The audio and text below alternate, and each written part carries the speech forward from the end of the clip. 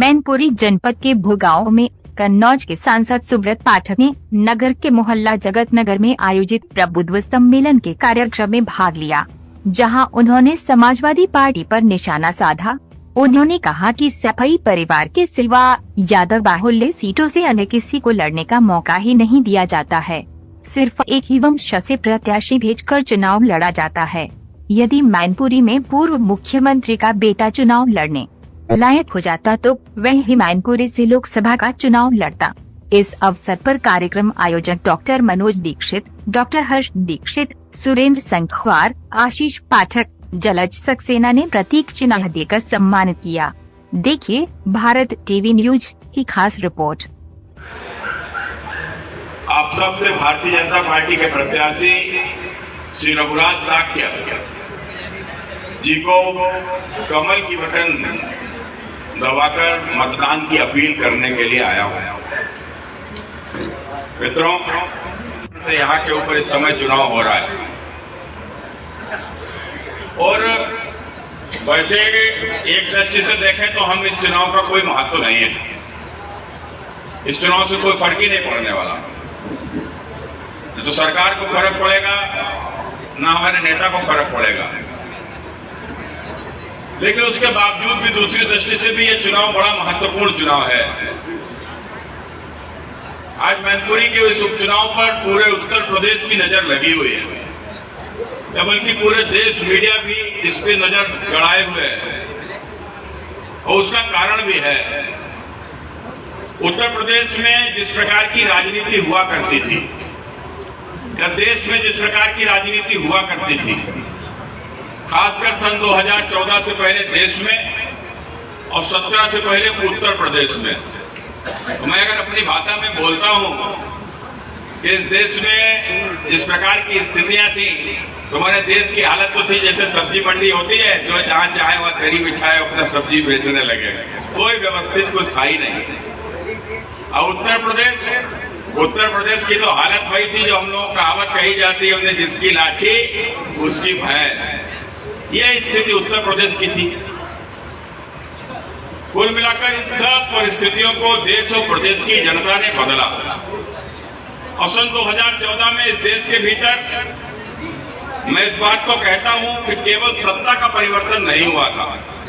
सत्ता तो 1947 के बाद कई बार बदली है।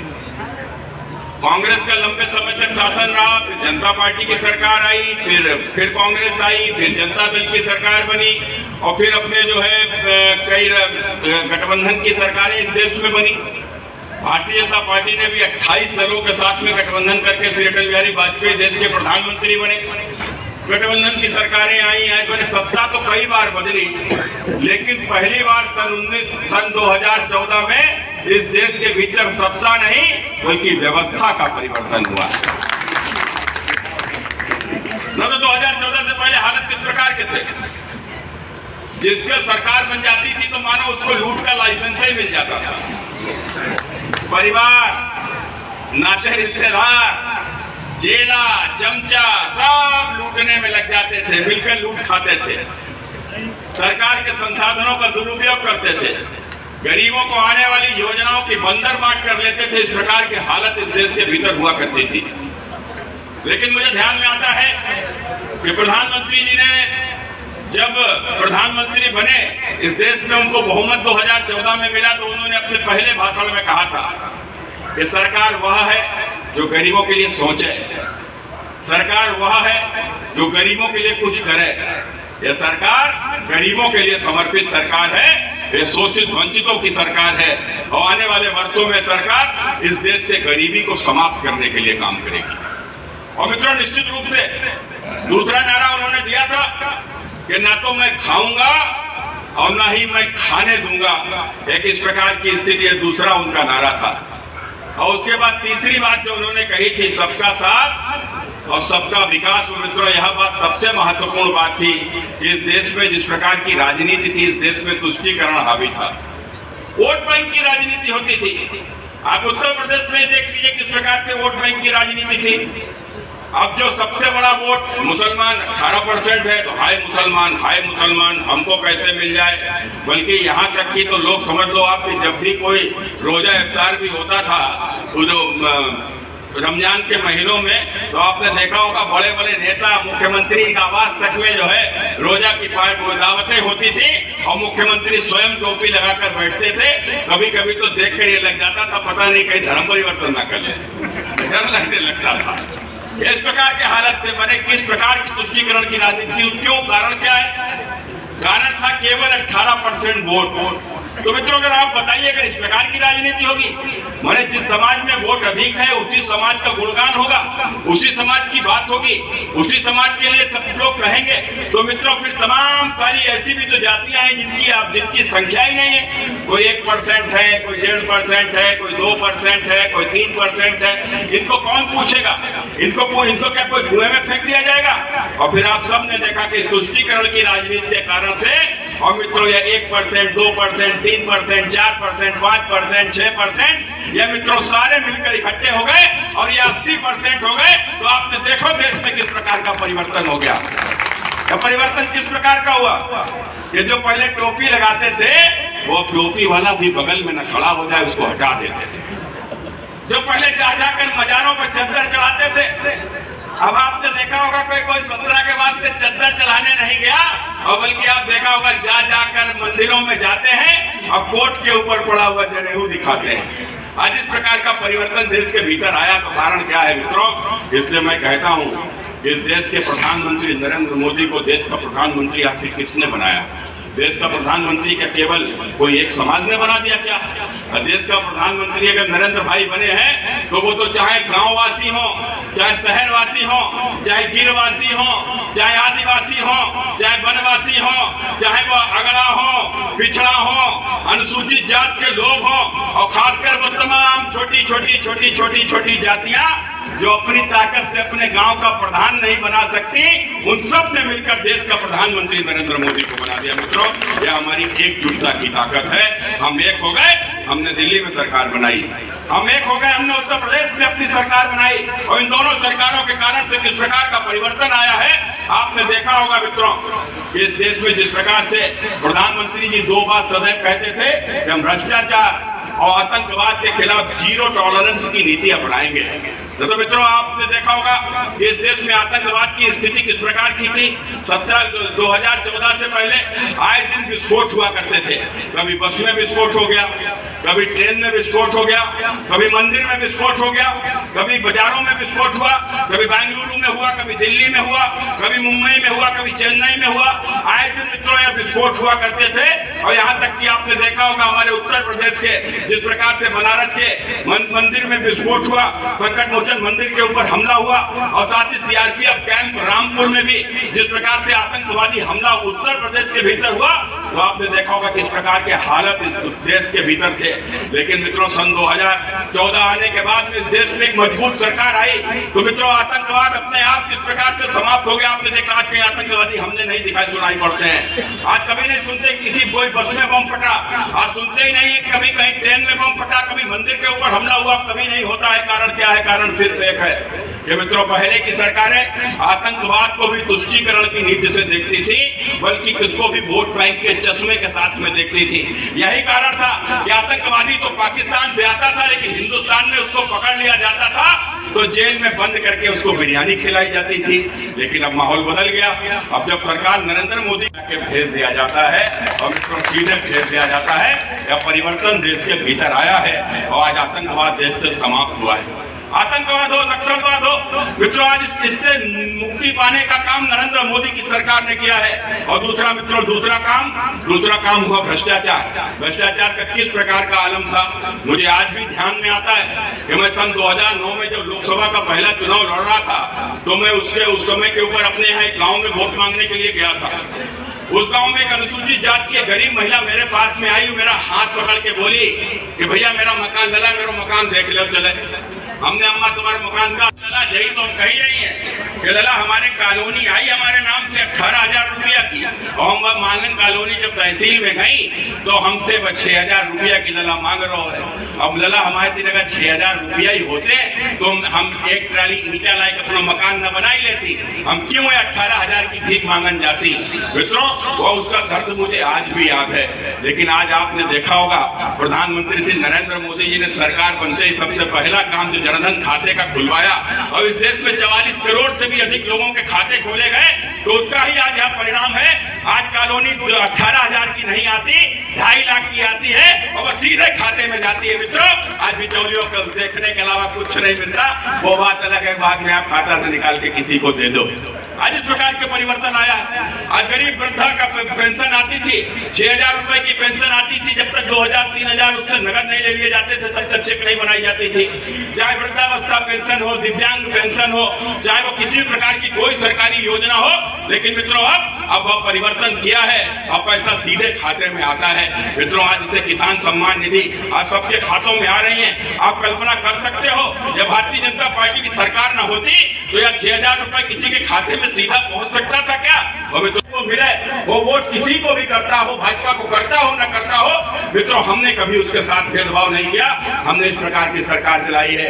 यही कारण है मित्रों, मैं तो इस बात को कह देता हूँ कि पहले जिनकी सरकारें बन जाती थी और जो एक बार मुख्यमंत्री बन जाता था, प्रधानमंत्री बन जाता था, तो उसके नाते रिश्तेदार चेले चमचों की भी महलों कोठियां बन जाती थी। और खुद की तो क्या स्थिति थी, यदि ज्यादा देखना हो तो दूर ना जाओ, सैफई चले जाओ। सबके 200-250 करोड़ के बंगले खड़े होंगे, कोठियां बनी होंगी, किसी की 200 करोड़ की होगी, किसी की 250 करोड़ की होगी। देखिए मित्रों, आपने देखा होगा प्रधानमंत्री नरेंद्र मोदी जी गुजरात के 3 बार मुख्यमंत्री रहे, गुजरात जैसे प्रदेश के, भारत के दूसरी बार यशस्वी प्रधानमंत्री हैं, लेकिन आज भी माँ 10x10 के कमरे में रहती है। मित्रों, उन्होंने कभी अपने लिए कोई महल नहीं बनाया, कोई कोठी नहीं बनाई। और उत्तर प्रदेश के यशस्वी पूज्य मुख्यमंत्री आदित्यनाथ जी के लिए तो मैं तो चुनाव से पहले भी कहता था कि उत्तर प्रदेश के मुख्यमंत्री, यदि आप सबने आशीर्वाद नहीं दिया, अगर आप सबने आशीर्वाद दिया तो दोबारा मुख्यमंत्री बनेंगे, और नहीं दिया तो वापस उसी मंदिर में लौट जाएंगे जिस मंदिर से आए थे। मित्रों, कोई कोठी नहीं बनाई, कोई बंगला अपने लिए नहीं बनाया। देखिए, इस प्रकार के हमारे नेता हैं मोदी और योगी जैसे नेता, जिन्होंने अपने लिए कोठी महल नहीं बनाया, ना ही अपने किसी कार्यकर्ता नेता के लिए मकान बनाया। उन्होंने यदि बनाया तो गांव में रहने वाले गरीबों के लिए पक्का मकान बनाया। मित्रों, लाखों 45 लाख से भी अधिक उत्तर प्रदेश में पक्के मकान बनाने का काम यह नरेंद्र मोदी और योगी सरकार ने मिलकर उत्तर प्रदेश के भीतर कर दिया। और मित्रों, मैं तो इस बात को कहता हूँ, यहाँ के ऊपर इतने सारे बुजुर्ग लोग बैठे हैं, आप बताइए, आपने कभी भी आपने इतने सारे प्रधानमंत्री देश में देखे होंगे, नेहरू जी से लेकर मनमोहन सिंह जी तक इतने प्रधानमंत्री देश में चुने गए, क्या किसी प्रधानमंत्री की कोई योजना आपके गांव मोहल्ले तक आई है? किसी प्रधानमंत्री की कोई भी योजना? मित्रों, मुझे तो ध्यान में नहीं आता है कि कोई योजना मुझे किसी गांव में दिखी हो, लेकिन मैं गर्व से इस बात को कहता हूं कि हमारे प्रधानमंत्री नरेंद्र मोदी जी के लिए कि मित्रों, गांव मोहल्ले की तो बात छोड़ दो, शायद ही कोई घर ऐसा हो जिसमें कोई ना कोई योजना का लाभ ना आया हो। मित्रों, कोई ना कोई योजना का लाभ ना आया हो। किसी का मकान बन गया होगा, किसी के दरवाजे पर शौचालय आ गया होगा, किसी को उज्ज्वला योजना का कनेक्शन मिल गया होगा, तो किसी के घर में मुफ्त बिजली का कनेक्शन हो गया होगा, किसी को आयुष्मान कार्ड बन गया होगा, तो नहीं होगा तो कम से कम 6,000 रुपया तो सबके ही घर में आ रहा होगा। मित्रों, आज इस प्रकार की स्थिति है। क्या सब पहले नहीं हो सकता था? क्या पहले क्या गरीबों के पक्के मकान नहीं बनाए जा सकते थे? पहले क्या गरीबों के घर में शौचालय नहीं बन सकता था? पहले क्या उनको उज्ज्वला योजना का कनेक्शन नहीं दिलाया जा सकता था? मित्रों, पहले भी हो सकता था, लेकिन नहीं हुआ। कारण क्या था? कारण सिर्फ एक था कि जिसकी सरकार बन जाती थी वो खुद ही पेट भरने में लग जाता था, वो अपना ही पेट भरने में लग जाता था। यही कारण था मित्रों, कि गरीबों की योजनाएं गरीबों तक पहुंच ही नहीं पाती थी। लेकिन मित्रों, हम लोगों ने इस प्रकार की सरकार चलाई है। और उत्तर प्रदेश में जो सांप्रदायिक माहौल होता था, जिस प्रकार से अपराधी, माफिया, गुंडे उत्तर प्रदेश में जिस प्रकार से उत्तर प्रदेश के वातावरण को दूषित किया करते थे, सत्ता को संचालित किया करते थे, और खासकर बड़े बड़े दुर्दांत अपराधी माफिया जिनको उत्तर प्रदेश में सत्ता का सीधा संरक्षण हासिल था, वह चाहे मुख्तार अंसारी रहा हो, चाहे वो अतीक अहमद रहा हो, चाहे मुकीम काला हो, चाहे सुंदर भाटी जैसे वो बड़े बड़े अपराधी जो मित्रों सत्ता पे उत्तर प्रदेश में जेलों में रहकर भी वो उत्तर प्रदेश की सत्ता को संचालित किया करते थे। गरीबों की जमीनों पर कब्जा कर लेते थे, वो किसी से भी फिरौती मंगा लेते थे, किसी की भी जेल से हत्या करा देते थे। इस प्रकार के यह दुर्दांत अपराधी और मित्रों जो गरीबों की जमीनों पर कब्जा करके जो बड़ी बड़ी कोठी और महल बना देते थे, तो आप सब ने देखा होगा कि मित्रों अब उत्तर प्रदेश में परिवर्तन आ गया है। अब उत्तर प्रदेश में कोई जो पहले ये जो लुच्चे लफंगे जो लाख 50 हजार रुपए में भी लोगों की हत्या कर देते हैं, अब वो 10 लाख रुपया भी दो तो किसी की हत्या नहीं करते। कारण क्या है? क्योंकि वह जानते हैं कि उत्तर प्रदेश में योगी आदित्यनाथ मुख्यमंत्री है। यदि हमने किसी की हत्या की तो 24 घंटे तब बीतेंगे जब कुत्ते की मौत पुलिस मार देगी। मित्रों, कुत्ते की मौत पुलिस मार देगी। इस प्रकार के अपराधियों से सख्ती से निपटने का काम हुआ है। भैया दुर्दांत अपराधी जो जेलों में बैठकर जमीनों पर कब्जा करके कोठियों बंगले खड़ा करते थे, आज योगी की सरकार ने इनकी जमीनों पर कब्जा कर लिया है। अब इनके कोठी और इनके बंगलों को बुलडोजर से रौंदने का काम किया। मित्रों, बुलडोजर से रौंदने का काम किया है और कब्जा की गई जमीनों पर अब गरीबों के लिए पक्की आवास बनाने का काम योगी सरकार कर रही है। इसलिए मित्रों, यह उत्तर प्रदेश में अपराध को जन्म देने वाली है समाजवादी पार्टी। उत्तर प्रदेश में समाजवादी, ये तो समाजवादी कहते हैं, मैं तो इनको सदा समाज विरोधी बोलता हूँ। यह समाजवादी हो ही नहीं सकते। एक ऐसा समाजवाद है जहाँ पर सिर्फ परिवार के बाहर कोई सोचे नहीं जा सकता। मैं तो इस बात को कहता हूँ, मुझे यादव लोग मिल जाते हैं, मुझे बताओ उत्तर प्रदेश में केवल 4-5 सीटें हैं जहाँ के ऊपर यादव बाहुल्य है और लोकसभा में वह लड़ सकते हैं, जीत सकते हैं। तो वहाँ के ऊपर कौन लड़ा? कन्नौज से श्रीमती डिम्पल यादव, आजमगढ़ से अखिलेश यादव, बदायूं से धर्मेंद्र यादव, फिरोजाबाद से अक्षय यादव और स्वयं मैनपुरी से नेताजी मुलायम सिंह यादव। मैंने पूरे उत्तर प्रदेश में जाति के नाम पर परिवार के बाहर नहीं देख पाए। और मित्रों, उसके बाद भी जब बात आई तो फिर केवल वंश ही दिखा कि मैंने मुलायम सिंह जी के बाद अखिलेश का नंबर आया और शिवपाल को भी नहीं, मतलब देखा ही नहीं गया, उसको भी बाहर कर दिया गया। मित्रों, इस प्रकार की स्थिति। और यह मैनपुरी का चुनाव तो बिल्कुल स्पष्ट हो गया है। मुझसे तो कहा करते थे लोग कि भैया हम अब नेताजी के बाद जो है वो तो अब तेज प्रताप वहां से लड़ेंगे। हमने क्यों भैया तेज प्रताप क्यों लड़ेंगे? बोले नेताजी का सारा काम तेज प्रताप ही देखा करते थे। तो हमने तेज प्रताप नेताजी का काम देखते थे तो बोले वो उनको पहले भी उपचुनाव लड़ाया था, अब नेताजी की विरासत उनको ही मिलेगी और नेताजी के बाद वही चुनाव लड़ेंगे। लेकिन अब जब यहाँ के ऊपर टिकट घोषित हुई तो टिकट किसको मिली? वो टिकट मिली श्रीमती डिम्पल यादव को। कारण सिर्फ एक था कि उनके बेटे की उम्र अभी चुनाव लड़ने के लायक नहीं है, नहीं तो यहाँ भी बेटा ही आता। मित्रों, यहाँ लोग जो जाति परिवार के भी नहीं है वो अन्य किसी के कैसे हो सकते हैं? मित्रों, कैसे हो सकते हैं? इस बात को समझते हुए मित्रों, प्रधानमंत्री जी भी वंशवाद या जाति या परिवारवाद की राजनीति के ऊपर सदैव चिंता व्यक्त करते हैं। मित्रों, वंशवाद परिवारवाद की राजनीति ने हिंदुस्तान में भ्रष्टाचार को जन्म दिया है। यह वंशवाद परिवारवाद की राजनीति ने ही हिंदुस्तान में जिस प्रकार से तुष्टीकरण की राजनीति को जन्म दिया है, इससे मित्रों यह वंशवाद और यह परिवारवाद की राजनीति हिंदुस्तान के भविष्य के लिए घातक है।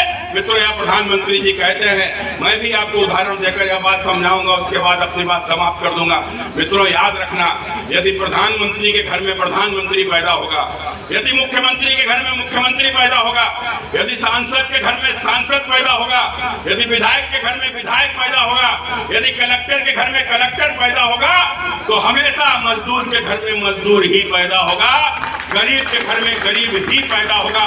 इसका बेटा कभी बड़ा आदमी नहीं बन सकता। इसलिए मित्रों, यह भारत के लोकतंत्र ने हमको यह ताकत दी है, यह लोकतंत्र ने हमको समानता का अधिकार दिया है। इस देश में सबका वोट बराबर है। इस देश के सबसे बड़े आदमी के वोट की वही कीमत है जो हमारे गांव के सबसे गरीब आदमी के वोट की कीमत है। मित्रों, सबका वोट बराबर है। यह लोकतंत्र ने समानता का अधिकार दिया है। यही कारण है लोकतंत्र में सामान्य लोग भी ऊंचे पदों तक पहुंचे हैं। यह लोकतंत्र नहीं होता तो मेरा जैसा आदमी तो कभी कन्नौज का सांसद नहीं होता। यदि लोकतंत्र नहीं होता तो जिनके निधन पर यहाँ पर चुनाव हो रहा है, ऐसे नेताजी जो एक गरीब किसान परिवार से आए थे, इतने बड़े नेता नहीं होते। यदि लोकतंत्र नहीं होता तो गरीब परिवार में जन्मे अटल बिहारी वाजपेयी कभी देश के प्रधानमंत्री नहीं होते। यदि देश में लोकतंत्र नहीं होता तो कभी गरीब दलित की बेटी मायावती उत्तर प्रदेश की मुख्यमंत्री नहीं होती। यदि देश में लोकतंत्र नहीं होता तो कभी पिछड़े चाय बेचने वाले का बेटा नरेंद्र मोदी देश का प्रधानमंत्री नहीं होता। नरेंद्र मोदी देश का प्रधानमंत्री नहीं होता। इसलिए मित्रों, यह वंशवाद या परिवारवाद की राजनीति को उखाड़ कर फेंक दीजिए। यह मैनपुरी की जनता से मैं निवेदन करने के लिए आया हूँ। यह जिन्होंने राजनीति में आतंकवाद को प्रवेश दिया, जिन्होंने राजनीति में परिवारवाद को प्रवेश दिया, जिन्होंने राजनीति में अपराधी माफियाओं को संरक्षण दिया, ऐसी समाजवादी पार्टी को अब समाप्त कर दीजिए। यहीं से इसको समाप्त कर दीजिए। मित्रों, मौका आपके हाथों में है। मैनपुरी का चुनाव हारने के बाद समाज विरोधी लोग सदैव के लिए समाप्त हो जाएंगे। मित्रों, सदैव के लिए समाप्त हो जाएंगे। यही निवेदन आप सबसे करने आया हूँ। बहुत बहुत धन्यवाद।